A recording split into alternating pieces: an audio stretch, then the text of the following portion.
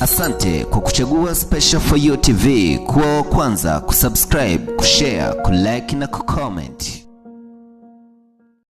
Kuna watu wamekuwa wakijiuliza maswali mengi sana kuhusiana na Freemason. Wakajiuliza kuhusiana na viongozi waliopo ndani katika Freemason. Je, ni kweli kuna viongozi ambao wapo ndani ya Freemason? Mimi nikakwambia kwamba kuna wakati nitakuletea. Kwanza nikwambie tu kwa kuwa muwazi, kwa wale ambao wanajificha wapo wa kujificha na wale ambao wako wazi na wapo wazi. Tukirudi nyuma sana uko nchini Marekani, aliyekuwa rais wa kwanza wa Marekani aliyejulikana kwa jina la George Washington, yeye alikuwa Freemason, alikuwa ni memba wa Freemason, kwa kile ambacho ulikuwa ukijui. Na hata ukifika pale USA, United States of America, pale State House ama tunaita White House, mwaka 1953 ambapo sanamu ile iliweza kuwekwa pale nchini Marekani ambayo imeandikwa George Washington Freemason and First President, yani cheo cha kwanza kimewekwa ni Freemason.